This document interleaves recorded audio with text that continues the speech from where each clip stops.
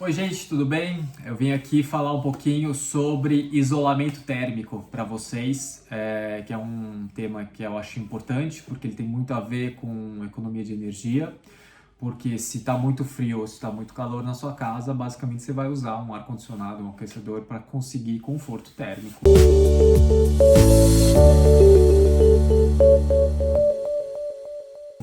Então, quando você investe em materiais para isolar a sua casa melhor, para você não deixar, né, ficar muito quente, muito frio, você acaba também economizando energia. E o melhor é que uma vez que você fez esse investimento, ele vai ficar para o resto da vida da sua casa. Então, o que eu queria primeiro colocar é qual é a função que você tem que ter, né, no isolamento térmico, né? Basicamente, como eu já falei, ele isola termicamente, mas a função pode diferenciar entre verão e inverno. Então, no verão, a gente não quer que o calor entre para dentro das nossas casas. Então, tem lugares, né, algumas superfícies da nossa casa ficam muito quentes, como o telhado. Então a gente, como ele fica muito quente, quando ele pega muito sol, a gente não quer que essa energia, né, todo esse calor, entre pela cobertura na sua casa para não te esquentar lá, para você não começar a ficar a fritar lá como um ovo mexido. A segunda questão é se é inverno, né? Então, inverno a gente tenta sempre conservar a temperatura dentro da sua casa para deixar quentinho e toda perda, né, desse calor para o ambiente externo, pelas paredes, pelo piso ou pela própria cobertura, deve tentar ser evitada. Né? E isso logicamente vai variar ao longo do país inteiro, porque quando eu falo frio, é muito diferente falar de um frio para um gaúcho ou para alguém que está lá em Manaus. Então, assim, é muito diferente. Então, frio é relativo, mas assim, em termos de temperatura, uma coisa é você deixar de sair, tá lá 15 graus, né, do lado de fora, e você quer que esteja 20 e poucos dentro, então você vai ter uma temperatura aí de 6, 7 graus para vencer. Outra coisa é que você tá um pouquinho frio só e que às vezes só você fechar a janela já daria conta. Então tem essas duas questões, que é principalmente em relação a verão e inverno, quente e calor, que você não pode deixar o calor sair ou o calor entrar, que você não quer deixar.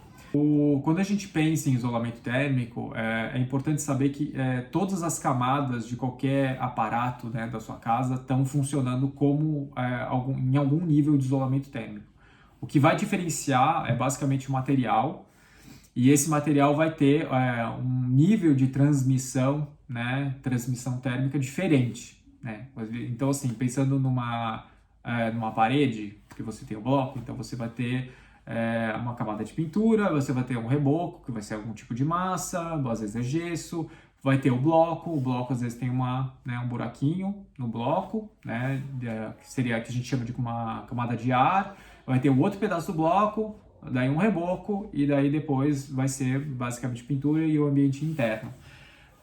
Nesse sentido, cada uma dessas camadas vai atuar num nível de isolamento térmico. Acontece que tem materiais que vão ser mais isolantes e materiais que vão ser menos isolantes. Quando a gente fala em isolamento especificamente térmico, a gente já começa a colocar os materiais que realmente vão fazer diferença no nível de isolamento térmico, que são os materiais isolantes, que a gente chama. Então, como material isolante, a gente tem isopor, o EPS, que daí pode ser feito de várias maneiras. A gente pode colocar no piso, a gente pode até colocar na parede, mas normalmente é comum usar em piso e usar na cobertura. Ele pode ir dentro da telha sanduíche, que a gente chama. Então, tem vários usos para ele. Então, tem o isopor, o EPS, tem o XPS, que é um outro tipo de isopor, que ele é extrudado. Tem lã de rocha, lã de vidro, que é um tipo de lã, tem lã de PET, pensando já em questões sustentáveis, né? Então, o lã de PET é de PET reciclada, então ele tem algumas vantagens em relação às outras duas lãs, que é a lã de rocha e a lã de vidro. É como se fosse uma lãzinha assim mesmo, só que elas dão alergia. Então, para quem for construir a casa, acaba tendo que colocar um monte de proteção. Lógico que quem for usar a lã de PET também vai usar proteção, mas ela não dá aquela... Você acaba tendo uma reação alérgica, se pega um pouco desse pó, que ele solta um pozinho, na sua pele, fica coçando. Então, assim, nesses quesitos daí eu já falaria para usar lã de pet, por exemplo, que ele tem essa vantagem de não ter esse problema de alergia. Mas voltando, tem também espuma de poliuretano que você pode usar. Então, assim, pensando em elementos da sua casa, então, assim, por exemplo, o telhado. O telhado, a gente vai colocar, o que vai ser importante saber? Pro verão, né, quando a gente não quer que o calor entre, tem uma vantagem de você escolher cores mais claras na telha, que essa telha não vai esquentar tanto, porque ela vai absorver menos calor. Então, utilizar uma cor branca, por exemplo, uma telha de fibrocimento, ele vai absorver menos calor do que uma telha cerâmica, que tem uma tonalidade de terra que absorve mais. Considerando isso, que você já escolheu a sua telha, aí você vai trabalhar com elementos que isolem melhor essa cobertura. Às vezes é a própria laje que vai fazer a função da cobertura. Então você vai começar a utilizar elementos que são isolantes. Então, se a sua telha, por exemplo, for uma telha metálica e você utilizar uma telha sanduíche, essa camada de espessura daí você vai poder utilizar poliuretano, normalmente, que vai na telha sanduíche, ou EPS. Você pode também colocar as lãs, mas é uma coisa mais manual, né? Às vezes vem uns pacotes que você cola embaixo da telha, mas você tem essas possibilidades de colocar quando a telha é metálica. Quando a telha é cerâmica, eu já recomendaria colocar uma camada de XPS ou de EPS. Quando a gente trabalha com laje, a laje, apesar dela ela é feita de concreto, mas o que vai definir se ela vai refletir mais ou menos é a camada de fora. Então, hoje em dia existem algumas tinturas térmicas que são brancas, que são hiperreflexíveis, que ela pode daí diminuir essa temperatura de contato da camada externa, e daí, assim, para prevenir que esse calor de fora entre para as camadas de baixo, o que a gente acaba utilizando e recomendando é uma camada de isolamento térmico logo depois da impermeabilização. Então, o que acontece? Como eu falei, a laje ela vai ter camadas. Não é só um elemento único, né? Quando a gente tem uma laje de cobertura. A gente vai ter que ter a laje, que é a parte estrutural. A gente vai ter que ter uma camada de regularização, que é uma camada de massa, né? Que a gente fala, que é tipo um contrapiso, para dar declividade, para colocar para os ralos. Aí você vai ter a camada de impermeabilização. Em cima disso, em vez de você colocar a proteção da manta, que a gente fala, que é uma camada que, como a manta, você não deixar a manta exposta, a gente coloca uma camada de proteção, porque qualquer coisa que aconteça, que pingue, que deixe cair, coisa, não vai furar a manta, que daí você vai ter aquele problema de vazamento, de infiltração. Então, a gente coloca uma camada de proteção.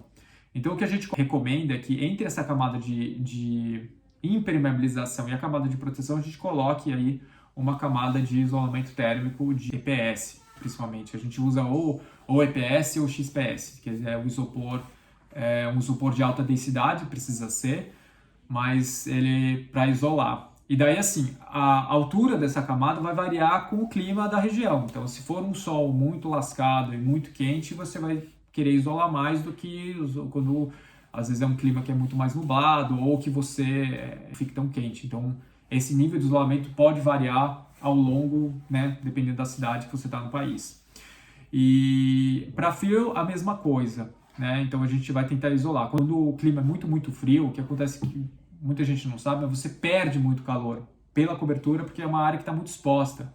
Então, a gente coloca daí, é importante, porque às vezes se você tem um baixo nível de isolamento nessa cobertura, se está num clima muito frio, pode ser que condense a água e você começa a ter manchas no teto, porque o que acontece? A laje fica muito fria à noite, então você pode ter, não é que vai gotejar dentro da sua casa, mas é que vai ter aí um acúmulo de umidade na superfície da laje, né? Então, se você está embaixo, como você tem um acúmulo de umidade, vai criar mofo. Então, é importante você criar esse isolamento térmico por conta disso. Para as paredes, o que dá para fazer é utilizar blocos que são um pouco mais isolantes. Se for enfim, eu vou falar daqui a pouco sobre drywall, mas... Então, o que acontece é que quando você tem na escolha do bloco, você pode utilizar, por exemplo, blocos cerâmicos que tenham vários furinhos. que acontece?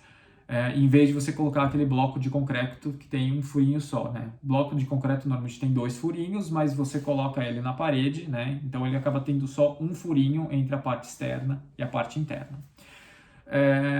Existe não seria necessariamente um mito, mas digo, sei lá, um semi-mito, é que, assim, muita gente fala que isolamento, o ar é um bom isolante térmico, né? O que acontece é que o ar realmente é um bom isolante térmico. O que acontece é que a transmissão de calor no ar, por exemplo, quando a gente está falando desses furinhos, né, é que a transmissão de calor não é que vai ser exatamente assim uma linha reta, né, nesse buraco. Nesses buracos, ele acaba acontecendo um movimento cíclico de ar, um ciclo de convecção, que a gente chama, porque essa parede vai esquentar, vai esfriar, enfim. E daí o que acontece? Se ela está mais quente, o ar vai subir e vai criar esse movimento giratório, e daí ele vai girar e já conectar na outra parede. Então o ar fica recirculando dentro desse buraco. Então o que acontece? Que como ele só tem um ciclo convectivo, ele é menos isolante do que o bloco cerâmico que tem vários furinhos, né? É importante que o bloco cerâmico seja colocado, né, nessa posição para ter o máximo de furos até você chegar na parte interna. Então, só nessa troca de bloco você já ganha aí um isolamento térmico. Tem muitas consultorias que a gente já fez que a gente acabou recomendando esse uso para passar em norma de desempenho térmico, que só a mudança de bloco, por exemplo, solucionaria alguns problemas que a gente acabou pegando, né, em consultoria que a gente faz. Se você, enfim, se a sua casa for steel frame, já for drywall, e daí a gente acaba recomendando LED patch justamente por conta de não ter urticária, mas tem questões econômicas envolvidas, mas você aí pode utilizar esses outros tipos de isolamento de LED rocha, LED vidro, no miolo, né, dessa parede, que é uma parede oca, né? Quando a gente fala de drywall, você tem uma chapa aqui, uma parede oca, e daí você vai preencher essa parede com essa lã para isolar melhor. E para piso, é muito parecido com cobertura. O contato com o solo, ele pode ser muito vantajoso em algumas regiões. Ou seja, se a região, por exemplo, é muito quente, a temperatura do solo é um pouco mais amena, então você fazer até a casa um pouco enterrada, você acaba se beneficiando dessa temperatura do solo. Mas em lugares mais frios, pode ser que a temperatura do solo, mesmo ela sendo um pouco mais estável, né, ela é uma temperatura um pouco melhor que a temperatura de fora. Vamos supor que está, sei lá, tá 2 graus do lado de fora e a sua temperatura do solo pode, sei lá, tá 5, 10 graus, essa temperatura ainda assim vai ser muito baixa e você vai estar perdendo calor para o piso, e ainda assim a gente, normalmente a gente está de pé ou enfim, senta no chão, é um lugar que a gente está em contato direto, então tem essa questão que é de conforto, né? Não é uma questão que às vezes tange só a temperatura do ar, mas todo mundo sabe que pisar em chão gelado não é muito agradável se você está no inverno, né? Se você está sentindo frio. Então a gente, em algumas consultorias, a gente percebeu, né? A gente testou modelos de análise térmico, que se a gente colocar também um isolamento térmico nessa base, nesse piso, acaba beneficiando muito enfim, as pessoas que estão morando da casa, porque vai ficar mais quentinha e você não vai ter tanto esse problema de ter um piso gelado o tempo inteiro, ou tá muito gelado, né?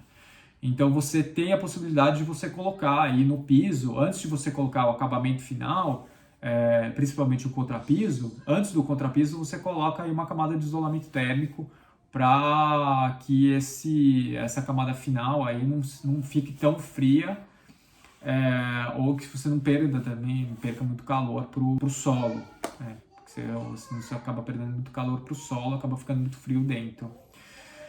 Mas eu acho que é isso, gente. Acho que é isso que a gente tem sobre isolamento térmico. Se tiver alguma dúvida, pode me mandar uma mensagem aí, principalmente no Instagram, no direct, que a gente conversa. É isso aí por hoje, gente. Tchau, tchau.